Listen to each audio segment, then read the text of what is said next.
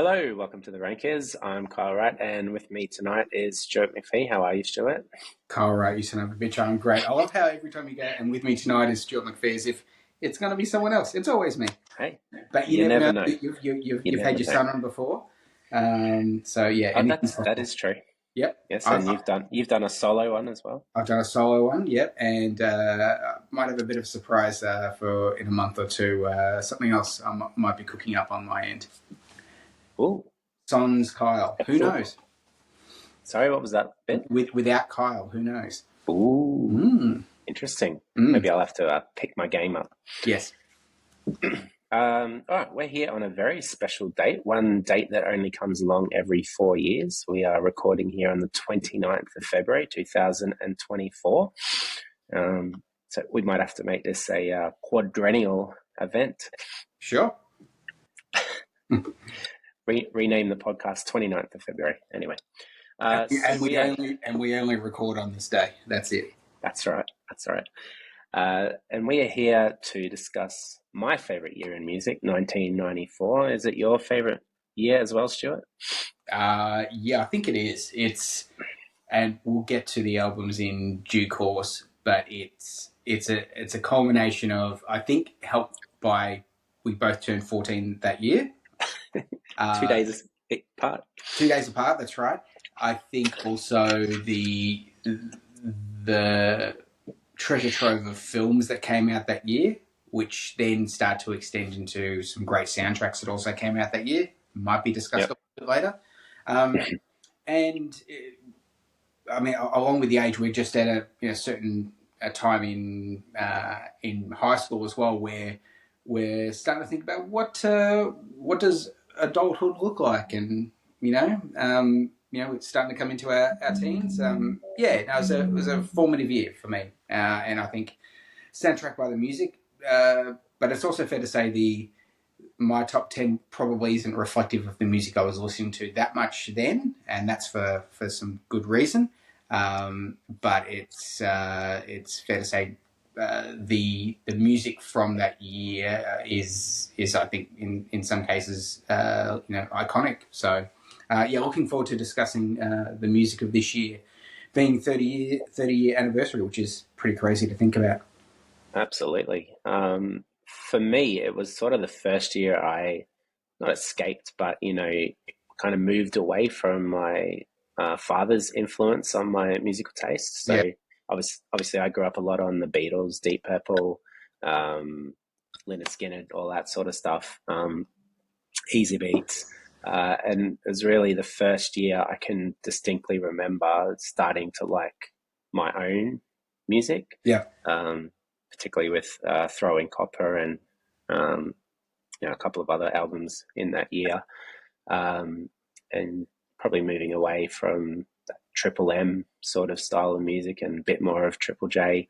It's probably too wide-ranging Triple J even at that stage for my particular taste. So there was maybe 80% Triple M and 20% Triple J. But it was a real blossoming of developing my own musical taste. Yeah, and it's all about being exposed to a lot of different things, and then start to find your own way through it, and going, well, that's I'm into that, and but also similar to food, your palate changes over time, and you go, actually, that's more my bag now, and what I listen to then isn't necessarily what I like now, and that's not to say you reject it outright. It's just you move on. And so that's why it was hard coming up with this top 10 and trying to get that balance of things that I was listening to then and things that I've grown to appreciate and love probably even more over time, because particularly in 94 when where I was living, someone else can correct me on this, but I was in central Queensland, and Triple J, I think, had only reached central Queensland in mid 1994. And so it was the first time I'd heard that style of music, because everything else was your sort of top 40 radio. We didn't even have a Triple M in central Queensland then. So it wasn't like I was I was even exposed to your Lives of the World or Soundgardens because that's not what I heard unless it was on Rage on a Saturday morning. That was it. So hearing Triple J for the first time, and the first two songs I ever heard on Triple J, I'll mention in a quickfire top 10 in a second, are not things that you would think are Triple J standard, but they weren't top 40 either. And so working your way through that and going, oh, so this is also music, was an interesting experience and kind of fun to sort of reflect back on. Yeah, and it's interesting. You look back at the Triple J Hottest 100 from late 90s, early 2000s, Mm. and like that they were the bands that reached the top 10 or whatever were considered not necessarily mainstream at that time. They were sort of alternative, for lack of a better term. Whereas 10 years, 15 years on, they're now the mainstream. They're on the classic rock stations and all that sort of stuff. So I guess that's how music evolves. Yeah, absolutely. And the other main thing I remember about 1994 is that for at least a 4 or 5 week stretch, I was out of action with a really bad case of whooping cough, and I was bedbound for a month. And I do remember it then allowed me to start getting into reading more books because I couldn't do much else. Mm-hmm. But it's amazing. I think if I've got my timings right, I'm trying to remember exactly the month I was out because I know I played football that year, and but I'm pretty sure I also had whooping cough in and around that time. So it must have been just after that, and maybe in October. I'm not quite sure. But yeah, 94 was there was this huge period where I was just bedridden for a month as well, and it was a It's weird no sort good. of feeling.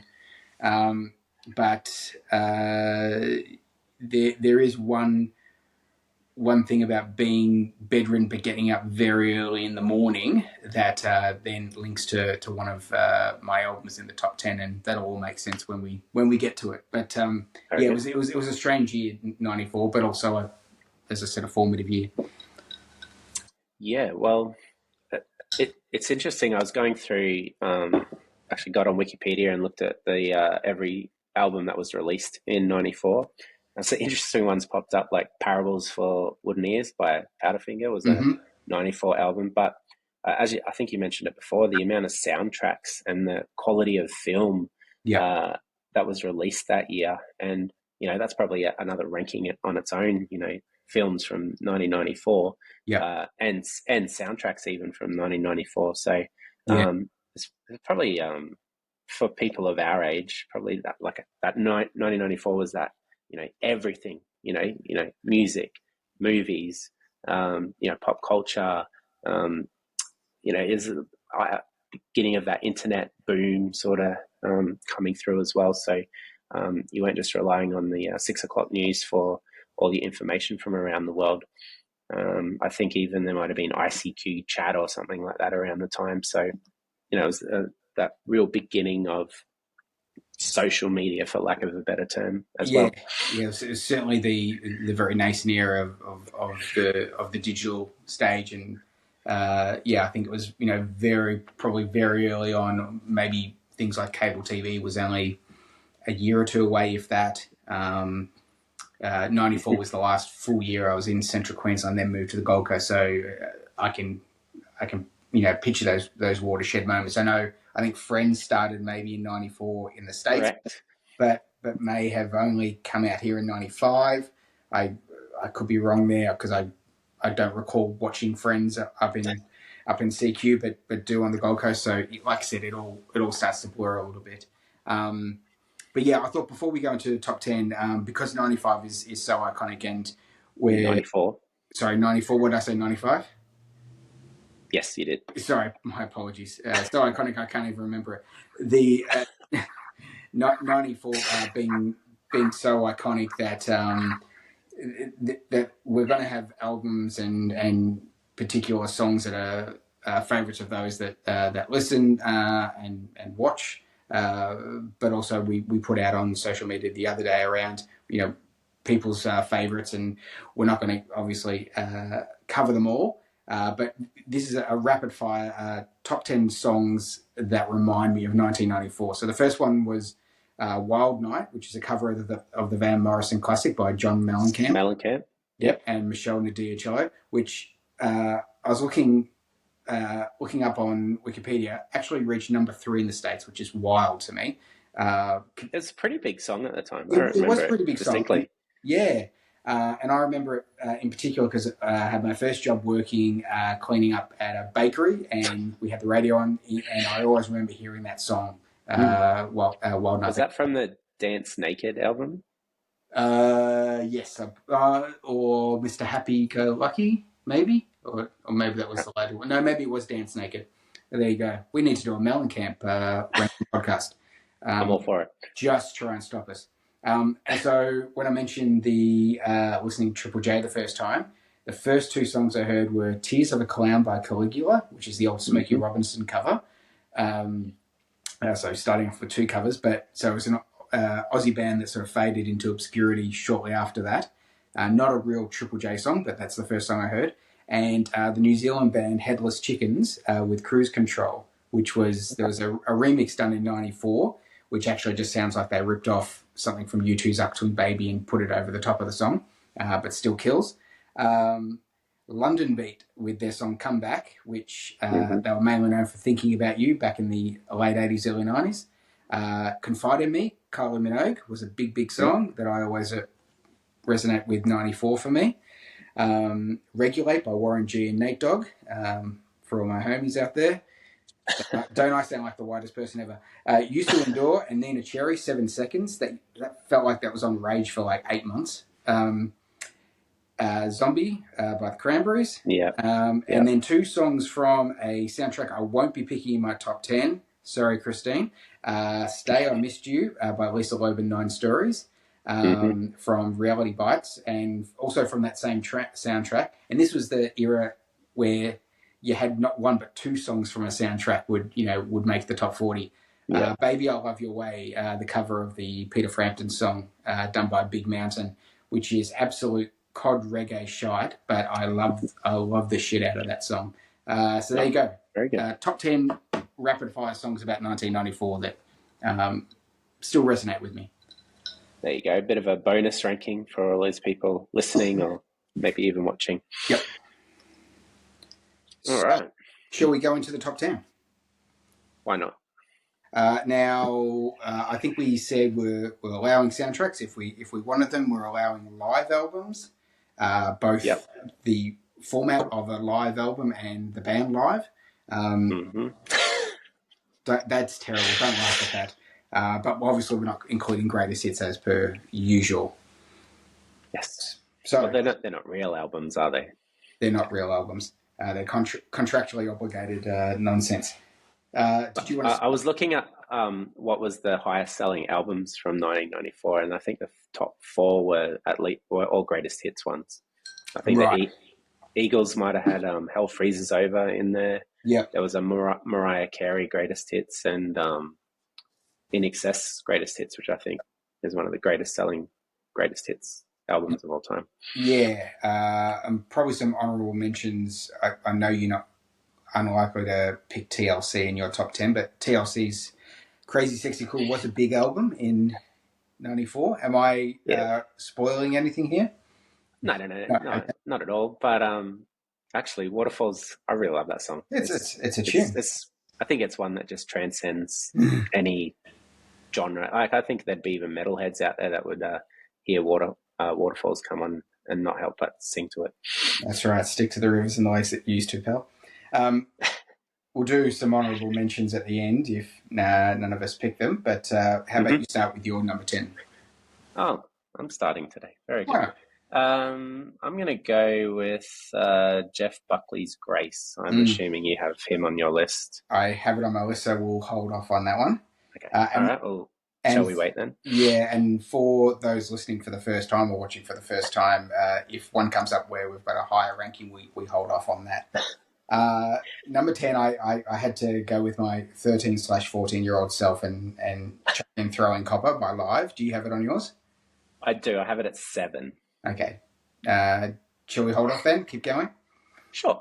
Okay. All right, nice start. I'm going to go with number 9, Stone Temple Pilots, Purple. Great choice. I don't have it on mine, so talk away. So I saw Stone Temple Pilots a couple of years ago on the Great. Can't even remember what the tour was called. Great Southern something tour. Anyway, so it was Stone Temple Pilots. Bush was on there as well, who have a release this year as well, with their debut album.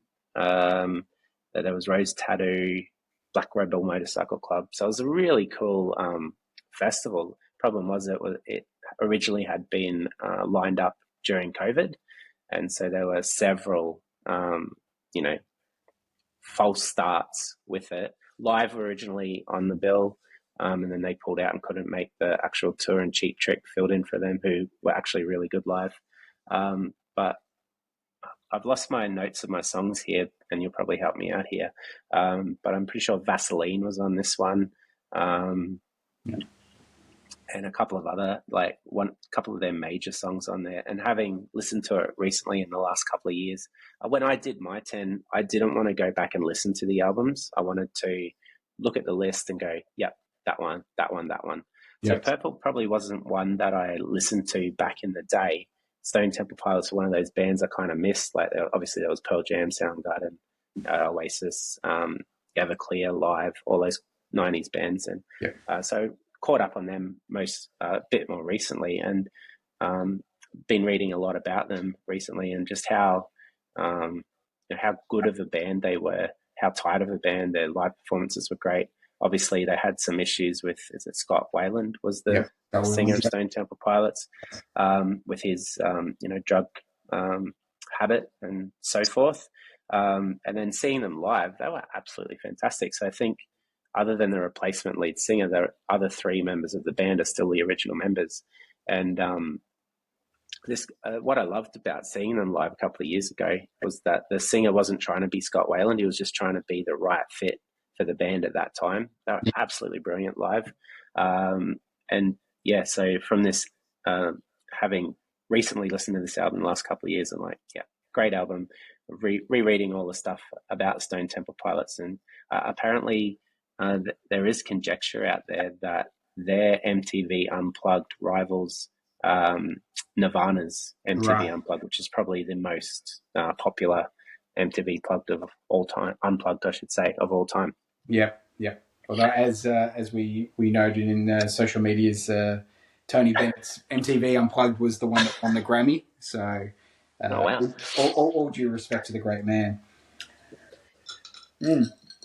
So, very good choice. My number 9 is Weezer, or the Blue Album.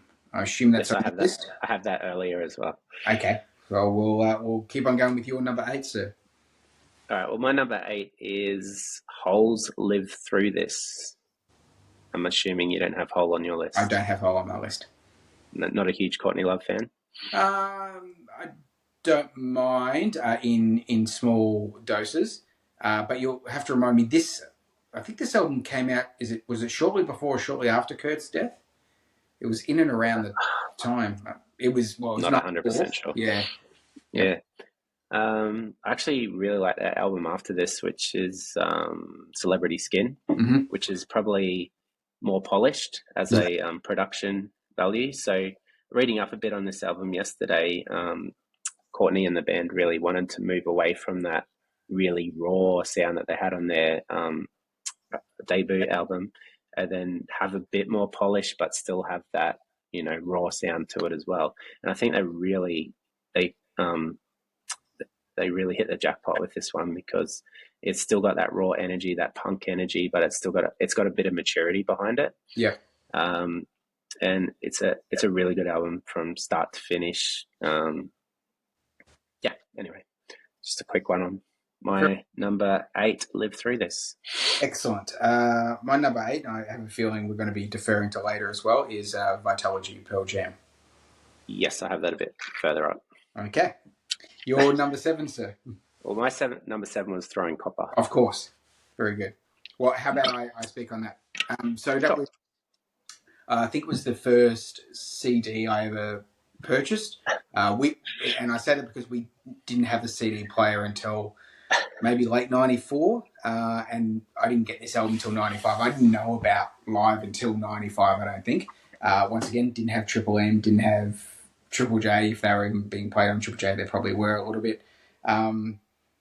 So I remember mainly '95 getting into them, but we're talking about '94 albums. I think they also did an MTV Unplugged, and I remember it was maybe played really late, maybe on 10. I remember taping it and watching it over and over again, really, really enjoying it. Does the album still hold up 30 years later? Probably not. Do I ever need to hear Lightning? Some would argue that Secret Samadhi is better. Yeah, I think we've discussed this before. I ride for Secret Samadhi as well. Throwing Copper, I don't need to hear Lightning Crashes again. I don't even need to hear any of the other singles again, to be honest. But there are some really great deep cuts. I always liked the back end of the album, things like Pillar of Davidson, White Discussion. Shout out to Shittown. I know that's my brother's favorite live song. But yeah, Waitress is great. Yeah, I think the back half is once you get out of the singles, like Damn It Otter Creek I quite like, but yeah, once you get out, that's the opening song, isn't it? Damn It Otter Creek, yeah. That's an awesome opening to an album. It is. First song. It just sets the tone. Yeah, it's no Lakini's juice, but we're not here to talk about it. I'll stop talking about it. Yeah, and so I did the opposite to you. I put together a longer list of about 14, 15 albums, and I've just been playing it over the last 2 weeks non-stop, and every time Live came on, like I said, I didn't need to hear Lightning Crashes or I Alone, but any of the others, I was like, yeah, this is a great album. So that's why I had it at number 10, because I had to represent 13, 14-year-old me. But come on, Stuart. Before those songs were overplayed on the radio, you would have been belting them out, right? Sure. And I don't know. It's one of those things. I don't know what it is about Lightning Crashes that really attracted me to it in the first place. There must be something, and I don't think it's the line when a placenta falls to the floor. So yeah, I really don't. But I was glad that I got into it, because same with you, I'll ride for Secret Samadhi. There's still some great rock stuff on things like Distance to Here, and V, I think was the next one after that. I know Birds of Prey, I think was Birds of Prey, yeah. Then V. Distance to Here has some absolute shite on it as well. But there was some really good Triple M style rock. And yeah, it was meat and potatoes. It was great. Yeah, Ed did have his moments of some weird lyrics, just like for instance, Lakini's Juice and some other songs. You're just like, I don't know what you're singing about, but it's catchy, and I'm just going to sing along anyway. So yeah, but yeah, I think what you're with this album trying to get at, what drew you to it, it's just the energy of it. It's coming out at that '90s period. I think you're just getting into grunge, coming back into sort of like more rock, or out of that hair '80s band. There was still some of those hanging around. Yeah, I think these bands most of them on their second or third albums had a bit more a knowledge of how it all works, and had a bit more freedom to do what they wanted to do on the albums and all that sort of thing. So it just has a great energy to it, this album. Yeah, and I think that's helped by probably the album's MVP, which is the producer Jerry Harrison from Talking Heads. That is a big reason why when you hear their first album, Mental Jewelry, and you hear this, you go, oh, okay, I can see where the leaps come from. It's mainly with the production. And Ed is, along with all those other influences, obviously very much of a Michael Stipe influence as well, which you can hear for better or worse on some of the lyrics as well, and the vocal stylings. Even adopting his haircut. Yeah, correct. Yeah. Just going full baldy. So yeah, well done to him. So yeah, 10 for me and number 7 for you. Is that? 7 for me. Yep. Yeah, Okay. yeah. Um, Um, so my number 7. well, Sorry, go ahead. yeah. Oh, sorry. No, you go. Yeah, you're number 7. Yeah, Sorry, my number 7. Speaking about Michael Stipe, is Monster by REM. Is that this was on very your close list? to being in my top 10. Okay, there we go. So, um, if you asked me to do this about 3 years ago, there's no way I would have chosen Monster. Um, and the reason for that is twofold. Automatic for the People is unimpeachable in terms of not only an REM album, but an album non-stop. So anything after that was always going to be less. And they deliberately went more heavy on Monster. And from the jump with the single What's the Frequency, Kenneth, Oh, love that song. it was just an absolute belter. The and so because it didn't match up, it was always felt like a disappointment to me. After years of working in record stores and mining through secondhand stores, Monster by REM you will always see, and I think it didn't help because it had the distinctive orange jewel case to it. Mm-hmm. So you always saw that. You always saw U2's Pop, and you always saw that really bad Van Halen album where the That guy. balance. No, well, it's the one. Maybe it's Balance. No, I think it's Van Halen 3. It's the one Oh, that's got the guy from. It's not David Lee Roth and it's not Sammy Hagar. It's the other guy. Was it Gary okay. Sharon? Yes, Yeah, that's he right. funded the band. You always saw those three whenever you were in a secondhand store, and I always saw them come in when people said, "Oh, you want to buy some CDs?" Like, I don't need fucking REM Monster Is it again. I don't. Down Driver? Uh, no, the album. You're just saying I just am trying to pick the bad Van Halen albums. Yeah, well, Sorry, yeah. So it's the picture of the guy. I've gone off topic. It's a black and white photo of a really large man with a cannonball, I think, coming at him or something like that, or Okay. a torpedo. Either way, it's terrible. Um, but yeah, you always saw it in the secondhand bins, Monster, and I think that's because a lot of people thought this isn't automatic for the people. Mm. This I was expecting more of the same, but over time, like things like Bang and Blame, still great singles, along with What's the Frequency, Kenneth, uh, things like songs like Tongue and Strange Currencies, which got a bit of a rebirth in the soundtrack to The Bear, the show that I mentioned in my Yeah. favorite show of 2023 in the previous episode. And so when I was playing it again over the last couple of weeks, because I had it in there just as well, does this still hold up? And I think it's one that's actually improved over time. Mm. I remember I said enjoying some of the singles, but being disappointed it wasn't the same as Automatic for the People. And now I'm glad that it was completely different. So, yeah. Yeah. REM are just one of those awesome bands that apart from obviously Automatic for the People and a couple of like maybe Green as well. Yep. There's no real like standout albums, but there's no terrible albums as well. Yep. And like you said, they went a bit heavier, and they kind of did that throughout their career. Excuse me. They go, heavy, and then go to a bit more laid back sort of, eclectic style of album, then go Yep. heavy again. And so they just had this awesome ability to just weave in and out. I think they Yep. signed one of the longest record deals in history, and they just didn't matter. They just did this, did that, but they were Yep. a very consistent band. Yeah, I think it was after this when they had New Adventures in Hi-Fi, which was the last time they were a four-piece. And that was sort of a part, songs done in sound check and more of a road album. And then Bill Berry left, and yeah, they were a three-piece for the last 15 years, and there's still some great stuff in amongst that. As you said, there's no absolute turkeys. They were, they had a pretty high ceiling and a pretty high floor, so to speak.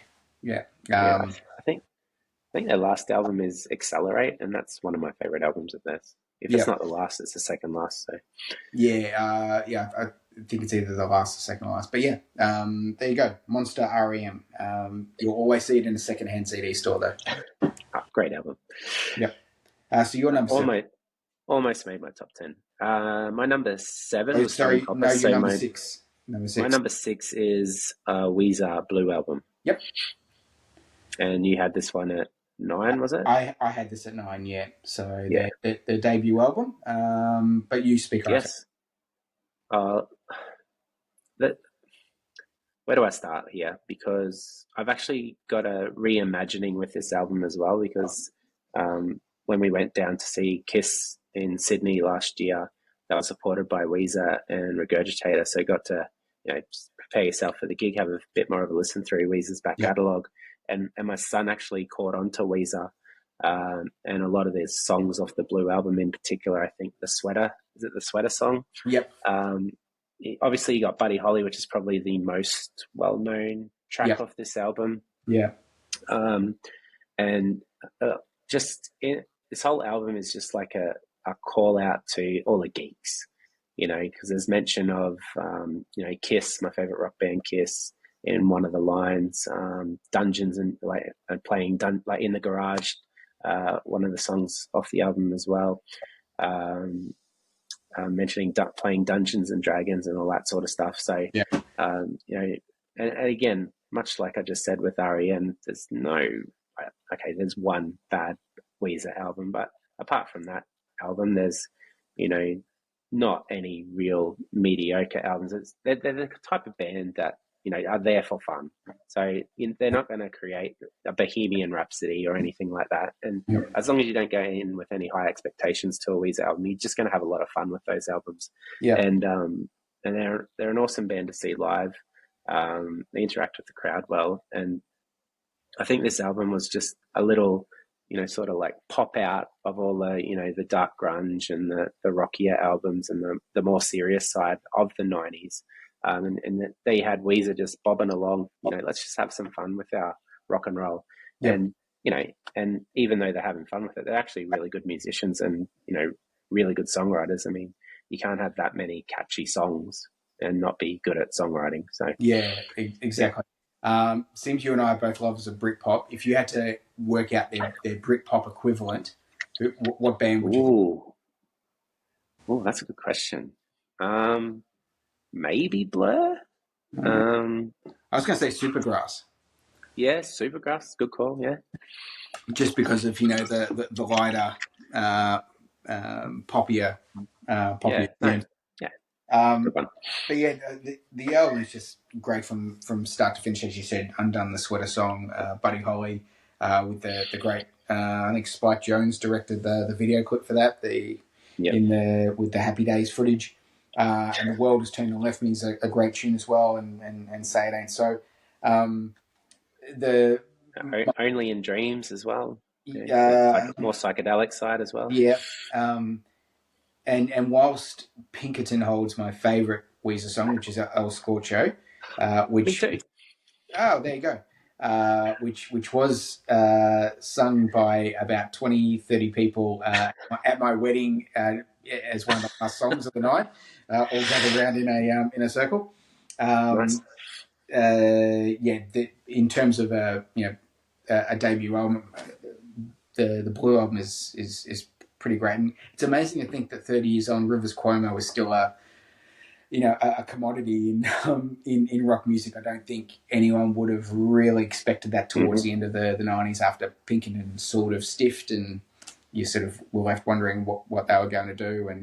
But yeah, to think that Weezer are still pumping out albums now and still doing great tours is a testament to his persistence and longevity. I know there's been a couple of changes in the band, but Rivers as a focal point of pop culture in the mid 90s, it's I wouldn't have expected he would still be releasing great albums. I went to see them at the Entertainment Center. I think it was 2014, and it was the 20th anniversary of the Blue album. Yep. And this was, I think it was the first time I saw a band do an album in full live. And so I I think they started with their greatest hits, and then they sort of went off stage and blackened the lights, and then they did this really cool, like history of recording of the album. They had like the old photos, and they kind of told a backstory of how the album was, created, living in the back of a van and all that sort of stuff. And then boom, just like banged out the album, track one, all the way through, and it was a fantastic experience. So yeah, no, that was really good.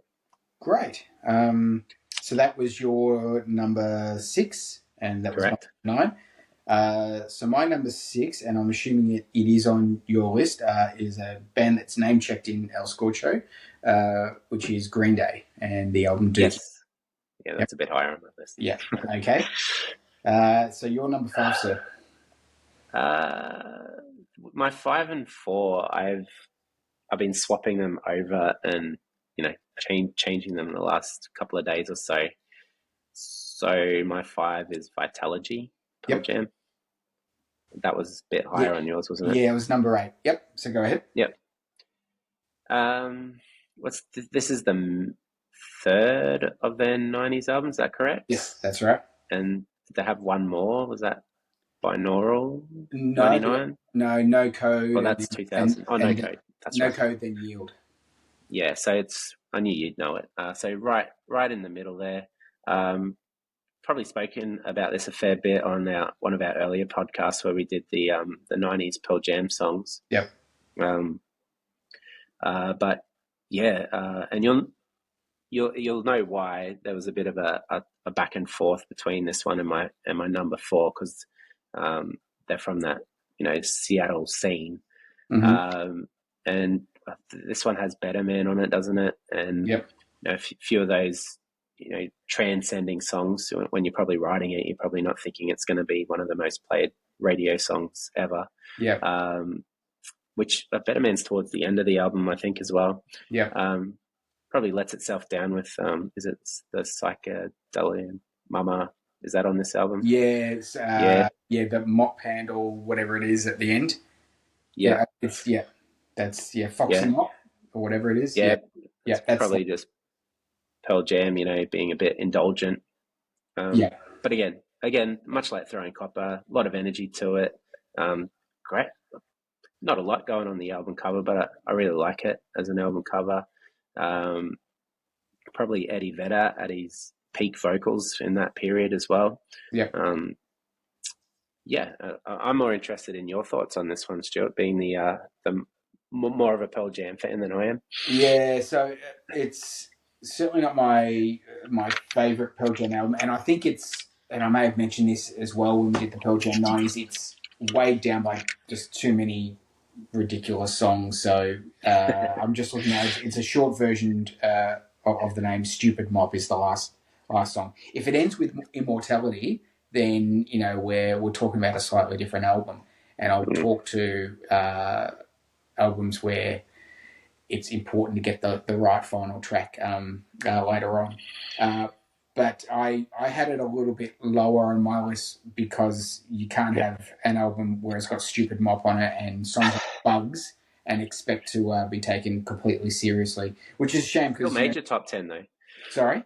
It still made your top 10 though. It did make my top 10 because you've still got things like Not For You, you've still got Immortality, Corduroy, Spin the Black Circle, there you go. Nothing Man, and Better Man. It's there's still some gold there, but I think they're just getting a little bit above their station.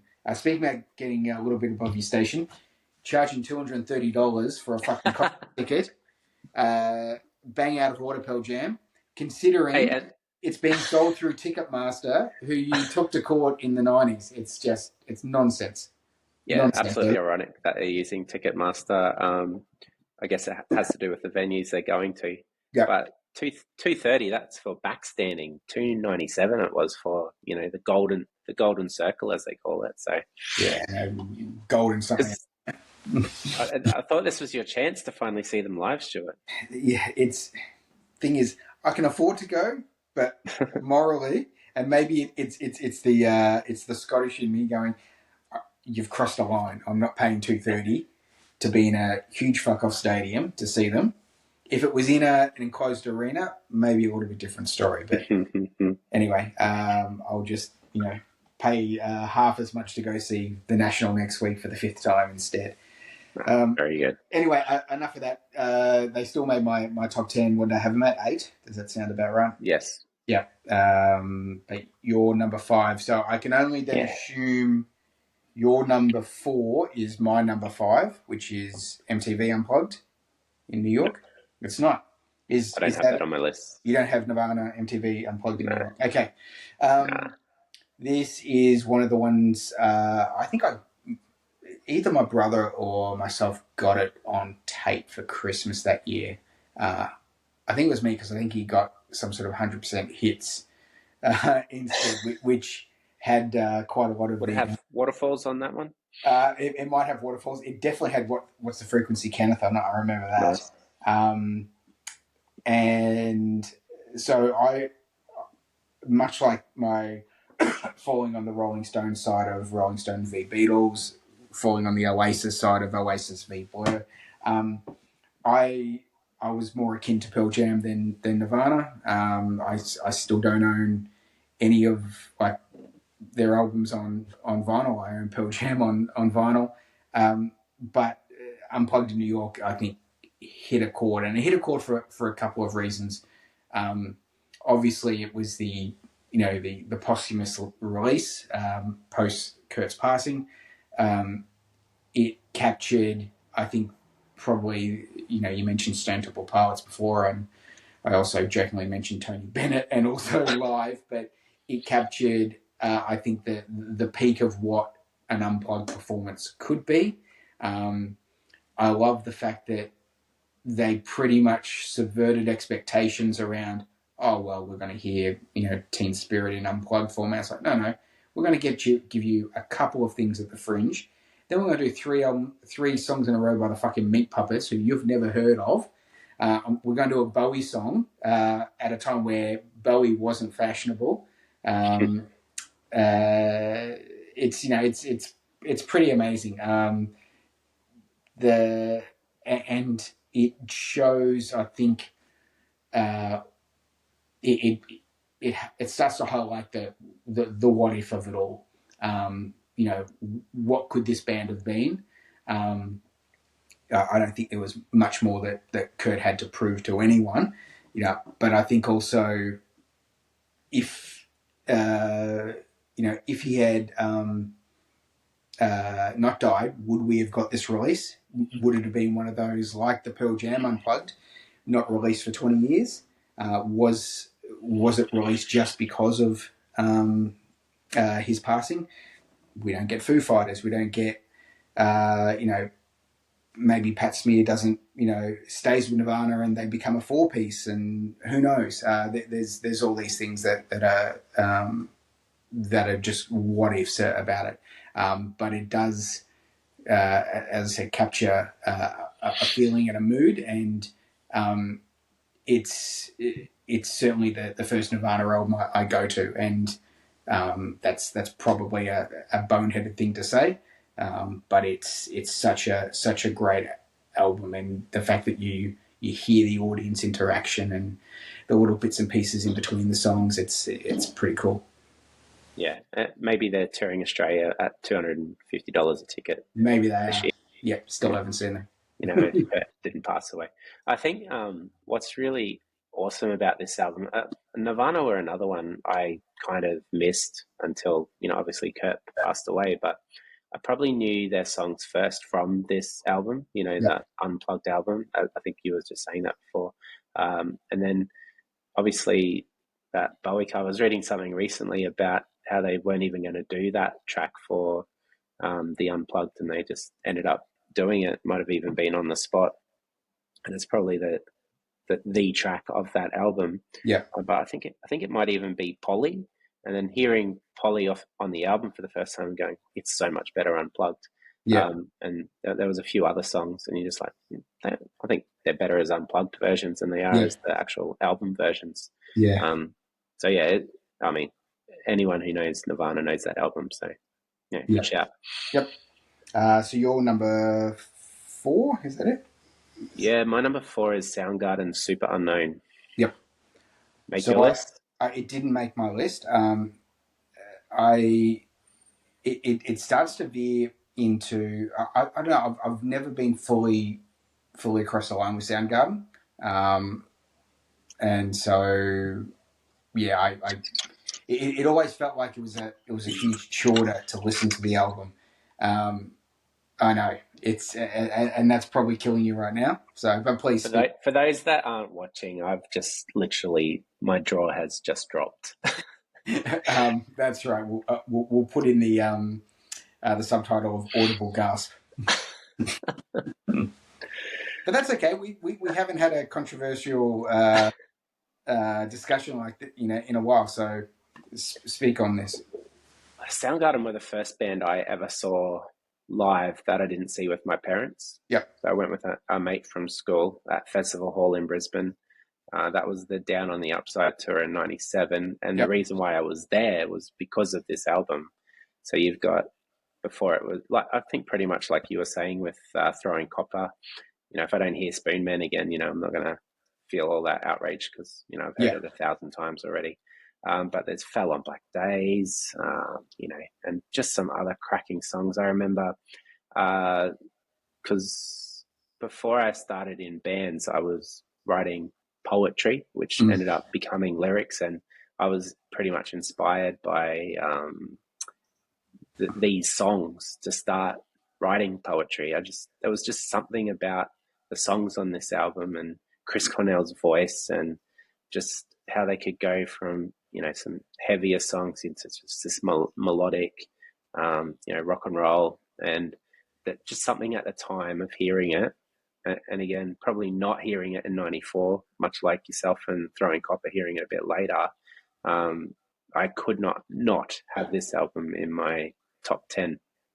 Um, it probably spawned my, writing into that, the lyrics, and then joining a band and all that sort of stuff, which was a big part of my early 20s. And I have Chris Cornell and, Soundgarden to thank of that.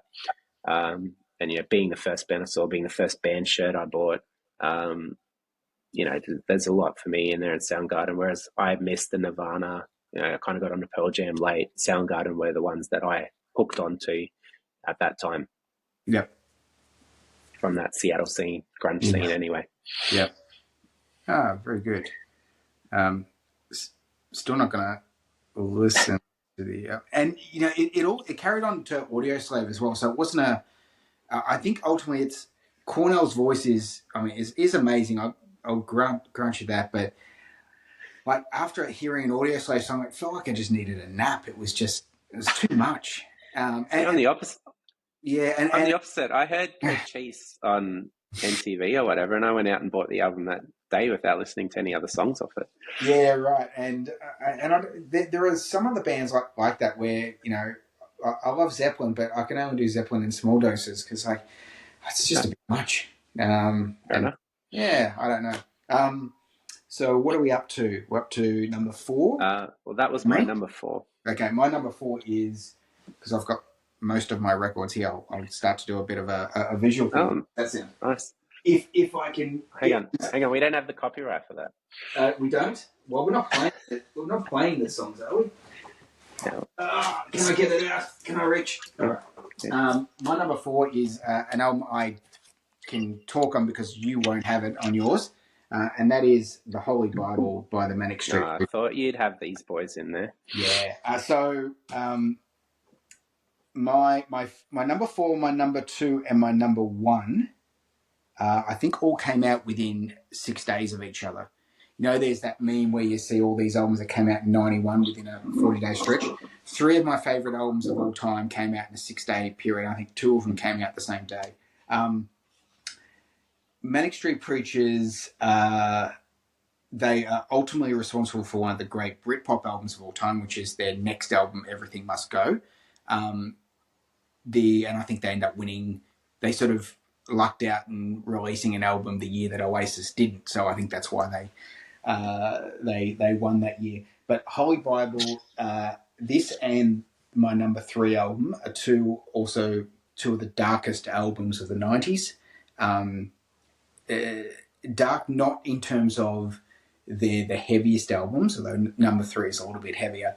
Dark in terms of the lyrics, some of the subject matter. So the first song, Yes, is about sex trafficking. The second song, No Spaces, is called If White America Told the Truth for One Day, Its World Would Fall Apart. I think you can guess what that's about. Then it's Of Walking Abortion, Sheer Suffering, Archives of Pain.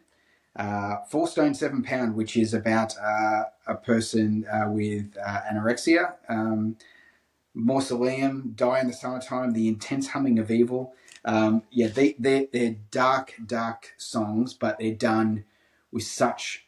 There's still a ferocity to it, but you talk about being inspired by Cornell's lyrics. Richie Edwards, who was the main lyricist and guitarist, and soon after this disappeared without a trace. Which is what then prompted the band to become a 3-piece and have a more euphoric sound with Everything Must Go. That doesn't happen if, unfortunately, Richie doesn't get to the most darkest places that he's ever been in terms of his writing.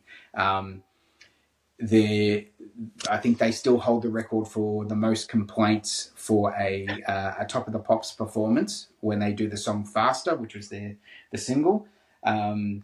James Dean Bradfield, the lead singer, wearing a balaclava on his face, which is probably not the style at the time, given it was the height of the IRA resurgence before the peace agreements. Probably not cool from a BBC point of view. They were in the "we don't give a fuck" attitude, where not only was he wearing a balaclava, everyone else is wearing different types of military regalia. They did not give a shit by this stage. They were happy to self-destruct. Unfortunately, Richie was the one that did self-destruct, which then, like I said, prompted them to become a completely different band after this, similar to your Joy Division turning into New Order. But it is hard to listen to at times, but it is there is beauty in the darkness, and there are some days where this is my favorite album of '94, and you can throw a blanket over the top 4. That's why for now it's probably too dark for me to have a number 1, so it's at number 4. Very good. Bible by the Manic Street Preachers. Yeah, sorry, I can't talk on it. That's fine. I missed Manic Street Preachers, just like you missed Game of Thrones. So that's right. We all have our blind spots. All right. Well, my number 3 is one that you mentioned earlier, was Green Day's Dookie. Yeah. And where'd you have this one? I had this at number 6, and similar to REM Monster, it's grown more as the years have gone on, I think. But I agree. Oh, look, there's just something about this album. I'm not usually a fan of 14, 15 track albums. I usually like them around 10 or 11, but when each song goes for, I'm having a look at them now, I think the longest song on here is 3. Oh, it's the last one, which has a hidden track, but 3 minutes 44, which is Welcome. Oh, hang on, 3 minutes 59, which is Longview, and just some of the bass lines in this album, particularly on that track Longview, just the energy that's throughout this album. You can tell it's a band that wanted to bring punk back. Then there's like classics like When I Come Around, which I think was re-recorded from a previous release as well, from their first album, I think. And even songs like She, like just showing their hit. I'm assuming Billy Armstrong or Billy Joe Armstrong wrote most of the songs. Just showing his ability as a songwriter, not just a knock out 3 chords kind of songwriter, which he's often sometimes accused of being. And again, they don't really have any terrible albums, but this is a standout album. It's you know, it's when you think of Green Day, you think of Dookie, Yeah. and it's so good from the start with Burnout, you know, all the way through to even, you know, even the hidden track All by Myself is pretty cool at the end. Yeah, I agree, and I think Green Day, along with my next artists, are responsible for a particular movement of type of artists. Like they very Yep, much inspired the next totally agree. generation for better or worse. Hmm. But you know, punk, similar to new wave, has its different stages in life. Yep. Um, and you know, certainly by signing on to a major label, you know, with then accused as selling out, particularly as punks. Um, Yeah. but yeah, re-listening to the album again, I certainly don't get sick of the singles like Longview, Welcome to Paradise, Basket Case when I come around. But really getting into like tracks like Sassafras Roots is really great. It's just a really great pop tune, and you go, they actually had all this, like, even though uh, you know, Time of Your Life, and then uh, you know, the whole of the American Idiot album, they become a little bit more polished. They had the songs there already. It was Mm. there in a much earlier incarnation. And yeah, you're probably sport for choice, similar to the Pearl Jam album. Probably a couple of songs too many, but that's forgiven, given the length. So The quality of the songs, yeah. yeah, that's right. So yeah, it was my number 6 and your number 3. Is that right? Correct. Yep. Um, Your number uh, 3? my number 3 is once again, if it's not the darkest, it's the second darkest album of 1994, and that's the Downward Spiral by Nine Inch Nails. Is that Okay. on your list? No. No, Okay. another mine. So uh, similar to Green Day, responsible for better or for worse, a generation of industrial rock. Um, Reznor is now, you know, one of the, with Atticus Ross, one of the great music, the soundtrack composers or film composers going around. You know, one for the Social Network. I think jointly won it for the Pixar film Soul. He is essentially the go to for David Fincher. I think in this year alone, he also did the executive produced the Natural Born Killers soundtrack. And also appeared on the Crow soundtrack, all in the same year. But the Downward Spiral is Reznor or Nine Inch Nails' second full play. It is essentially that if Holy Bible was Richie Edwards' self destruction, this is Reznor just getting to the absolute bottom of it all. Um, uh, Songs, you know, obviously like Closer, but you know, Heresy, March of the Pigs, Hurt, which you know has unfortunately been taken over as a Johnny Cash song, but let's not forget it actually was Reznor's for a good decade and a bit before that.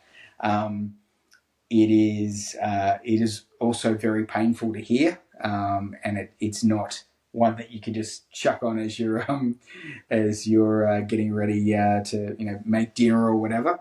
It is, I think, one that is suited just for the headphones. Uh, but there are elements. I probably prefer his the long awaited follow up to Downward Spiral, Fragile, which is a double album, which is surprising for me, but because I think he was able to explore even more the sort of sonic territories that he wanted to.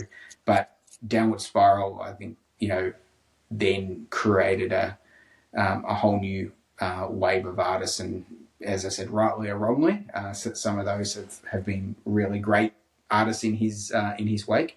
But it's also a blueprint for um, a type of, and the phrase was, you know, was bandied about in 94, 95, an alternative nation as a counterpoint to what was happening in the Pacific Northwest. So yeah, Downward Spiral, Nine Inch Nails is a landmark album. Cool. I Yeah, can't talk much about it either. I haven't really listened to much Nine Inch Nails. fair enough. But yeah, Uh, your number 2, sir. I have a feeling this has to be on your list, surely. Definitely Maybe. Yeah, but that's your Yeah. number one, right? No, that's my number 2. Oh wow. Okay. So yes, definitely maybe is my number two as well. Oh, I, lovely. well, What a good time to talk about it. well, it is, but I'm shocked that it's your number two. I You thought this you've would shock zagged. a lot of people. Yeah. Because number 1 is my favorite album of all time. Ah, okay. So Yes. it is TLC then. Well, didn't want to give it away earlier. Sorry. Let us do this, shall we? Oh, how good is that? Mm. For those that are listening and not watching, that was Stuart holding up the album cover for Definitely Maybe, which brings back so many memories. Um, Audible gasp again. Go ahead. so yes, I am surprising probably a lot of people who know me who would have probably thought 1994, Oasis, Kyle's favorite band, Definitely Maybe has to be in there. Yeah. I think why, well, it's not, because the number 1 album is my favorite album of all time, which I will get to when we get to the next album, obviously. Uh, but I kind of got What's the Story before this album, if that makes any sense. Mm-hmm. As you were mentioning before, Throwing Copper, you probably didn't get it more till 95, because it took so long for stuff to get over here in Australia. And What's the Story was so massive and huge. And then I kind of got into Definitely Maybe afterwards. So when I'm ranking the albums, I've always got What's the Story ahead of it, mostly because of Some Might Say. But I mean, how could you not have this album in the top 10 of 1994? Just Noel Gallagher writing some epic tunes, even if Dixie's Diner is on the album. Yes, it is. Like just showing the bravado and the cockiness and the confidence that he, I guess, and the band had to start the first track of your debut album is Rock and Roll Star. I think I read something a while ago where, it's kind of mixed up, the first album and the second album, whereas most bands have the confidence on the second album, and say the first, if this makes any sense, Definitely Maybe sounds more like a second album, and What's the Story sounds more like a first album. And Mm-hmm. Oasis have just blown up the formula and just rocked out with an album full of just confidence, bravado, Yeah. and probably one of the greatest songs of the '90s, "Live Forever," is the third track on the album.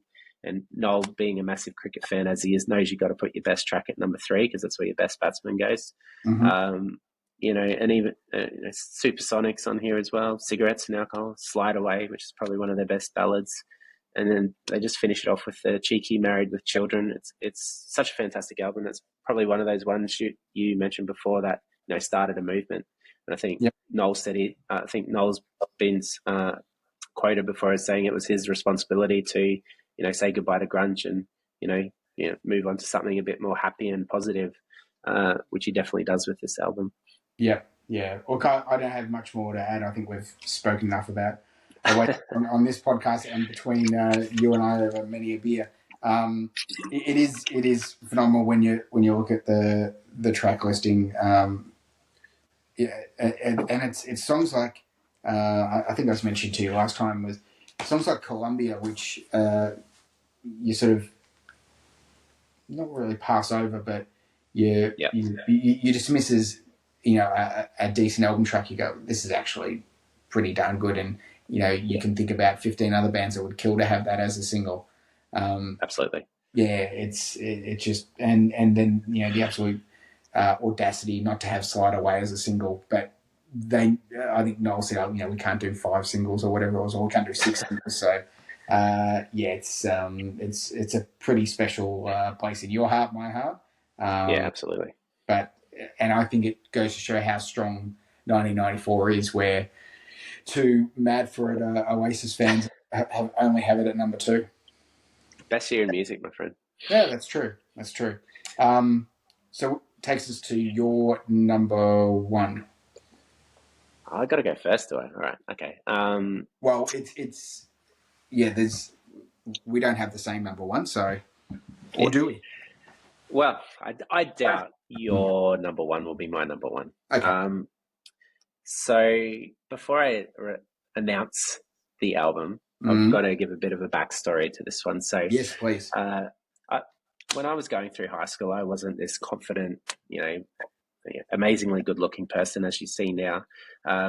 So lacked the confidence and all this sort of stuff. And this album was the album that kind of kept me alive, gave me the confidence. If I and I still do it today. If I'm ever feeling down, I chuck it on, and from the first, from first track. Okay, the first track's a spoken track, but second track onwards, it's just an album that's just boom, boom, boom, and everything you want to hear as a 14, 15, 16-year-old when things have got you down and you just want to get all that anger out, you can chuck this on, put it up to 11, Mm. and then just belt it out. So, and if it wasn't for Oasis, this band would be my favorite band of all time. So, my number one album from 1994 is The Offspring Smash. Very good. Your thoughts? Yeah, it was on my long list, and just missed out. But it is. I think my brother had the album, and yeah, we listened to it quite a lot in that '94 to '96 stretch. Yeah, great tunes on it. So, a worthy number one for you, sir. So obviously you've got like the massive hits that came off this album come out and play, and probably Self-Esteem, which has probably gone past it Yep. In popularity, I guess. Yep. Because I did go to see them a couple of years ago at the first installment of the Good Things Festival, and the reason I went was because I'm not really into those heavier bands, but Offspring were the closing act, and they were doing Smash in its entirety, and they went through the track listing, and then they left off Self-Esteem, and of course they come out at the end. Oh, I think we've left one off here, and they finished the set. Their set with Self-Esteem. But it's not just that. For me, Bad Habit is one of my favorite Offspring songs. Just that bass line and Genocide. I think that's the one about shooting someone in a car or something like that. Not something I would do, but I love belting it out. Even Something to Believe in. And then there's the more punkier tracks like Killboy Powerhead and What Happened to You. And then like those more whingy and whiny but rockier ones at the end, like So Alone. And yeah, I just love that album. That's why it's my favorite. So Excellent. Yeah. And what was the follow up? Was it? It wasn't Ixnay and the Hombre, I think, was the next one. Yeah, right. Because I remember listening to Ixnay quite a lot. Yeah, it has my favorite Offspring song on that one. Right. Is it So Far Away or something? No? No, I Choose. I Choose, okay. I always liked... so quick side note before we get to my number one. So Ixnay on the Hombre, I believe, was because Hombre were a rival band, was that it? And it was Don't Mention the Hombre. But I also love the fact that, I think it was a little bit later, they were going to call one of their albums, maybe it's the Conspiracy of One album. They were going to call it Chinese Democracy, You Snooze, You Lose. Which I wish they did. I wish they had the balls to do it. But after you release Pretty Fly for a White Guy, I think your reputation's tarnished. And I think before this album, they were sort of like a indie band. I don't know is the right term, but I think they were. I think this is the highest. This is the highest ever selling independent album of all time. Yeah, that's right. Yeah, and this was what got them on a label. And I think because the two main guys, or at least the singer Dexter Holland, I think his name is. He's like a PhD in some sort of science thing. So he's a very smart bloke, and they were studying well, I think. Yeah, I think they're both quite smart. They met at uni. That's how the band started. Yeah, and so I think so this was on an independent label, highest selling independent album of all time, and just kicked them into the stratosphere. And I know they're probably more now known these days for like Pretty Fly for a White Guy and Why Don't You Get a Job and all that sort of stuff. Yeah. But this album was proper. They're sort of like they were more sort of on the heavier side of the punk at this point in time. Yeah. Before they got into that stuff, whereas Green Day is more the poppier side of punk. If I'm well, I think it's the difference between sort of the Northern Californian punk and the SoCal. Yeah. Yeah. Yeah, absolutely. No, but great album. I have fond memories listening to that.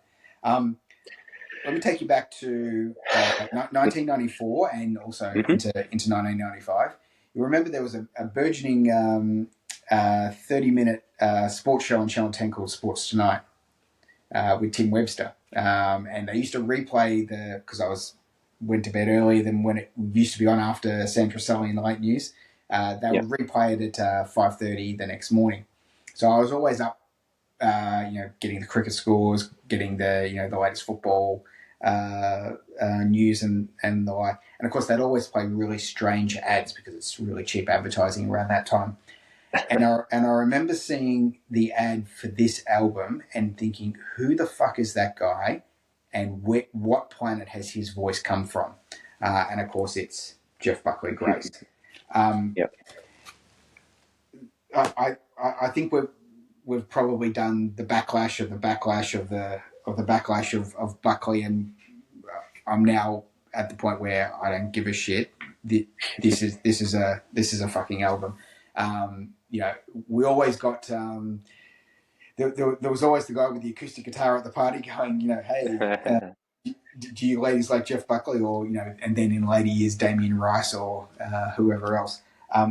But Jeff Buckley Grace is just a phenomenal album. A couple of myths to dispel. He's always classed as a singer-songwriter. On this album, he has 3 covers on here. One being a Nina Simone, one being the Leonard Cohen song Hallelujah. I don't know if you've heard that before. And then I think so. maybe for me. And then an old standard of Corpus Christi Carol. And then there's a bunch of other co-writes, and I think he only does a solo songwriting of about 3 songs on here from memory. So I never saw him as a singer-songwriter. I saw him as almost like an interpreter of song, who does also happens to write most of his stuff. In 1994, I had no idea who Leonard Cohen was. I was a 13, 14-year-old schmuck. So I wasn't, and Hallelujah wasn't the one that drew me. It was the single Last Goodbye, which was part of the ad that I always saw, in the early hours of each morning as I was waiting for my Ashes updates coming over. And then, eventually getting the album, and Mojo Pin, which is the first track, isn't the easiest song to get into, but then you get the Run of Grace, and then Last Goodbye, the cover of Lilac Wine, So Real, and then you're off to the races. Love You Should Have Come Over is just, an all-time classic love ballad.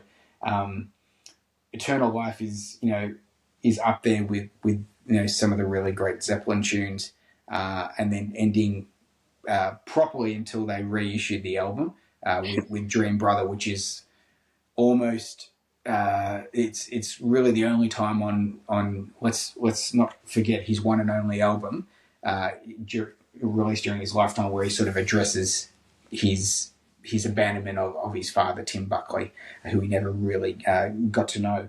As I said, an absolute disgrace in that you buy the album these days and it ends with not Dream Brother, but a song called Forget Her, which is a really great song on its own, but Buckley, much to Sony's chagrin, said at the last minute it's not going on the album because the rumor has it that one of the executives heard it at Sony and said, "Oh, this is our next Michael Bolton," and he boiled at that. The song doesn't sound like Michael Bolton, but I think what he was saying was that it was going to be a big pop hit.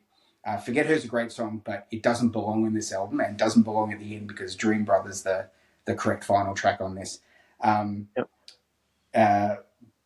As I said, this is his only album during his lifetime. I actually, much like Sigrid Samadhi, I ride for the one and only posthumous studio album, which was Sketches for My Sweetheart the Drunk, which has the really great what should have been a Prince song, Everybody Here Wants You. and starts to expand his songwriting and his range as well. But this is lightning in a bottle. I actually don't want to know what it would have been like to have a world where Jeff Buckley survived past, the tender age that he passed in 1997, because I don't want to think about all the great music we missed out on. As I said, this album start to finish is just, it knocks me out every time I hear it. So in the end, it was an easier choice than what I thought for my number one, Jeff Buckley, Grace. Yeah, absolutely. That a good call. It was 10th on my list. It's interesting that you said he only singularly wrote three songs, and those were the first three you mentioned there. So Last Goodbye, just looking at it here on Wikipedia, Love You Should Have Come Over, and Eternal Life were the three that he wrote by himself. Last Goodbye, for me, is the song off the album. I love that song so much. And I think his version of Hallelujah is the best version I've heard. It's such a good album. And again, probably a bit out of out of my wheelhouse that I usually listen to. So for it to make my top 10 is a credit to the album. But probably more in the line of your sort of listening taste.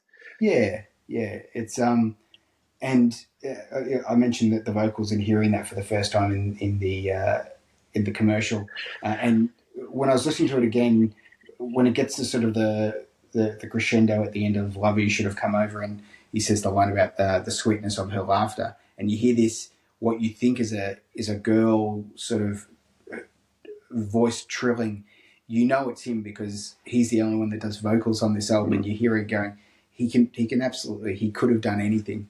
And it's to think that we lived on this earth the same time as a guy with that sort of a range. Is amazing. Considering he spent the better part of 5-6 years just being a guitarist in other people's bands in the late 80s, early 90s, and not doing anything in the way of vocalization is it's incredible. Pretty unique to have that album in our lives, I think. Very good.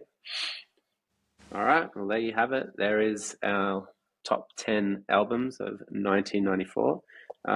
We're really excited by when Stuart put a post up a couple of days ago saying that we were about to do this podcast, and the reaction that we got from that with people's suggestions and ideas was really great. So we'd love to hear what you think of our lists, and whether you completely disagree or whether we're bang on.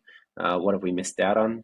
I know 16 Stone was one that I considered for my top 10. Monster was one that you had in your top 10 that I was probably my 11th, really. There was a Cranberries album as well, I think, which had Zombie on it. Can't quite remember the name. No Need to Argue, I think it was. Yeah, that's possibly it. Yeah. And just going through that whole list was just, wow, what a great year for music. Yeah, and we mentioned soundtracks. We may hold off on talking about it, mainly because we'll probably talk about 1994 films, and a lot of those will be mentioned. But I did mention Reality Bites, and Pulp Fiction was another big one, amongst other things. The only other album, so for those Pavement heads out there, I'm not a big Pavement fan. Once again, when it comes to rivalries, I sided with Smashing Pumpkins, but I know there's a lot of people who are big Crooked Rain fans. Not me. The other one that I had on the long list that wasn't mentioned was Ill Communication by Beastie Boys.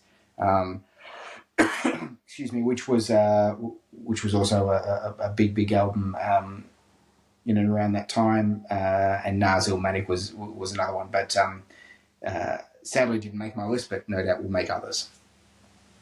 Very good.